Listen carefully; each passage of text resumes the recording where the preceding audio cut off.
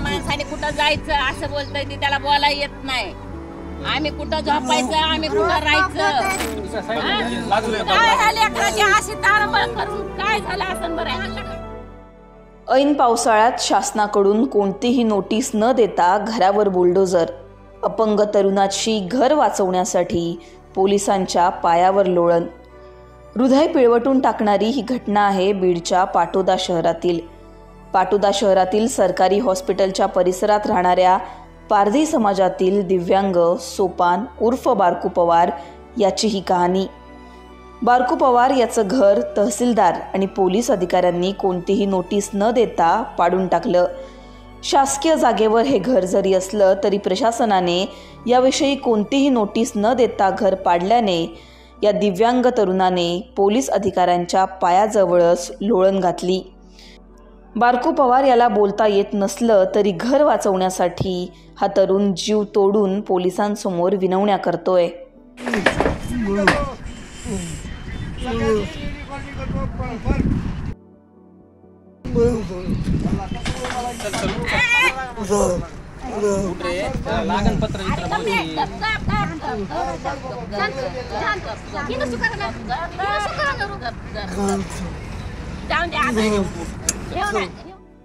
या प्रकरणानंतर पॅन्थर सेनेचे अध्यक्ष दीपक केदार आक्रमक झाले असून अजित पवार यांना दीपक केदारांनी खडेबोल सुनावले।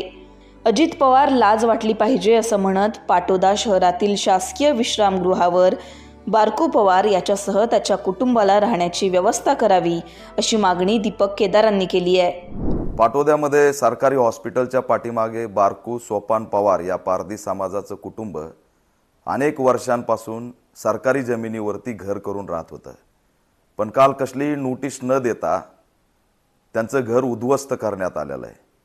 पाटोद्याचे तहसीलदार आणि पोलिसांनी ही कारवाई केली।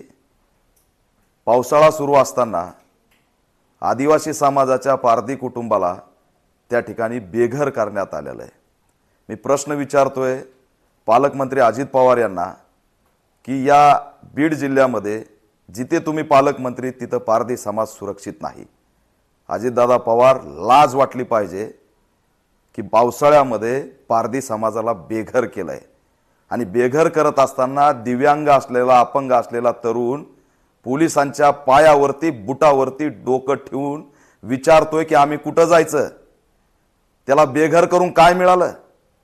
शहराचा सहारा घेणाऱ्या पारधी समाजाला मुख्य प्रवाहात येऊ द्यायचंच नाही का? हा प्रश्न सुद्धा ऑल इंडिया पॅन्थर सेना विचारत आहे आणि या घटनेचा निषेध करून तहसीलदार आणि पोलिसांवरती कडक कारवाई झाली पाहिजे। पारधी समाजाच्या या कुटुंबाला घर मिळालं पाहिजे अशी ऑल इंडिया पॅन्थर सेना मागणी करत आहे।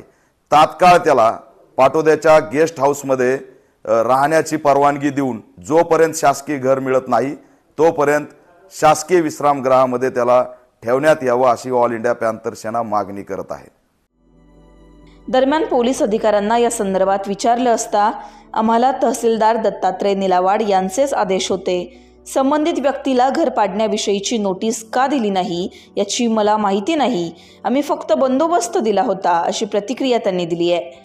या प्रकरणी पाटोदा तहसील कार्यालयाचे तहसीलदार दत्तात्रय निलावाड यांच्याशी आम्ही संपर्क साधण्याचा प्रयत्न केला, मात्र त्यांच्याशी संपर्क होऊ शकलेला नाहीये।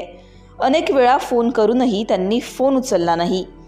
शासकीय जागेवर हे घर जरी असलं तरी नोटीस न देता अशा प्रकारे कारवाई करणं कितपत बरोबर असा प्रश्न यानंतर उपस्थित होतोय। आमचा वाली कोण, आम्ही आता जायचं कुठं अशी विचारणा आता हे पारधी कुटुंब करतंय।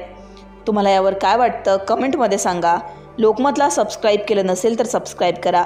विनोद झिरेसह ब्युरो रिपोर्ट लोकमत।